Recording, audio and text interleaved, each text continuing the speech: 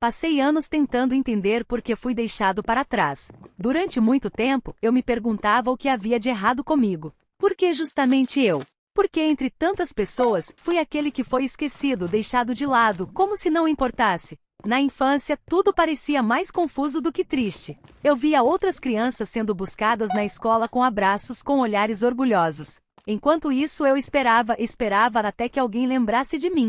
Às vezes vinham, outras vezes não. Diziam que era correria, que a vida era difícil. E eu, pequeno demais para entender, aceitava. Mas mesmo sem entender direito, uma dor se alojava ali dentro, uma espécie de buraco. Como um lugar vazio que ninguém parecia querer preencher. Na adolescência, essa sensação ganhou nome: abandono. Não físico, porque eu tinha um teto, mas emocional, porque o frio que eu sentia não era do vento, era da indiferença. Era saber que meus sonhos, meus medos, minhas conquistas, tudo isso parecia não significar nada para quem deveria se importar. Quantas vezes eu cheguei animado com um boletim cheio de notas boas, e ouvi um seco "ah, que bom", enquanto os olhos deles continuavam grudados no celular ou na TV. Quantas vezes eu tentei conversar, abrir meu coração, pedir um abraço, uma atenção, e recebi como resposta o silêncio. Ou pior, a crítica, a comparação, a frustração alheia jogada em cima de mim, como se eu fosse o erro. E assim eu cresci tentando consertar algo que nem era meu,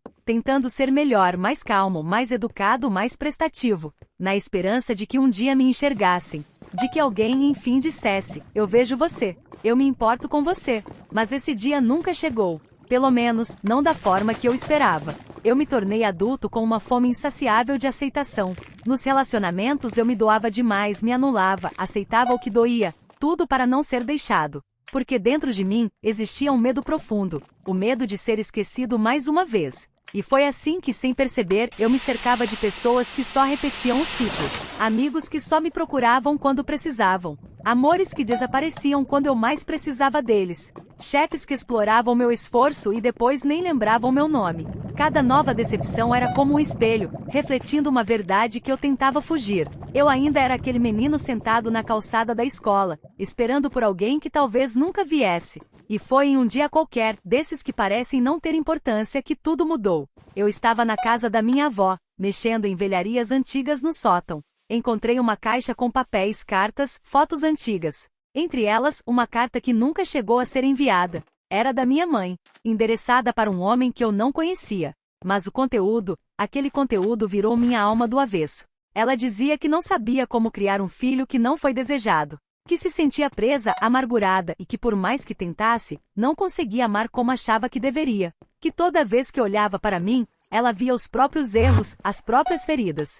E que por isso se afastava. Eu tremia. A carta caiu da minha mão. Senti um nó na garganta, no peito, nas pernas. Era como se o tempo tivesse parado ali. Não era ódio que eu sentia. Era uma dor tão profunda que nem tinha nome. Uma mistura de revelação e luto. Luto por uma infância que nunca existiu da forma que eu idealizava. Luto por uma mãe que talvez nunca estivesse emocionalmente presente para mim. Luto por mim mesmo, por tudo que carreguei sem saber por quê. Passei dias digerindo aquilo. Dias em silêncio. Dias olhando para o teto e pensando em tudo que vivi, em tudo que tentei. E aos poucos comecei a entender. Eu não fui deixado para trás por ser ruim.